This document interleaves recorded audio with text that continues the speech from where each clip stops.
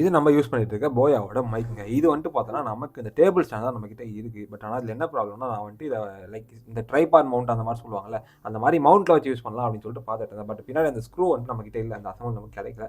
So நம்ம என்ன பண்ணோம்னா வந்துட்டு அந்த ஸ்க்ரூக்கு பதிலாக அங்கே ஒரு வுட்டை வந்துட்டு ரீப்ளேஸ் பண்ணலாம் அப்படின்னு சொல்லிட்டு பார்த்தோம். ஸோ அது வந்துட்டு கொஞ்சம் லூஸாக இருந்த காரணத்தால என்ன பண்ணலாம்னு சொல்லிட்டு யோசிச்சுட்டு இருந்தேன்.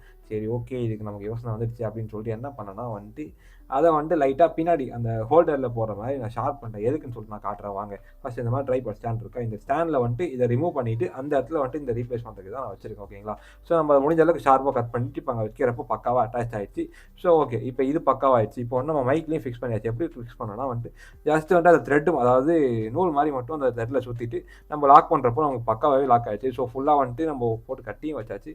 இப்போ ஓரளவுக்கு பார்க்கறது கொஞ்சம் நல்லாவே ரீசெண்டான லுக்கில். ஓகே, இப்போ எனக்கு இது முன்னாடி இருந்தது இப்போ ரொம்பவே ஹெல்ப்ஃபுல்லாக இருக்குது எனக்கு எடிட் பண்ணுறதுக்கும், அதுக்கப்புறமே நம்ம வாய்ஸ் ஓவர் கொடுக்குறதுமே ரொம்ப பக்காவாக இருக்குது. ஸோ இந்த மாதிரி நிறைய இன்ட்ரெஸ்டிங்கான பார்க்கலாம். நம்ம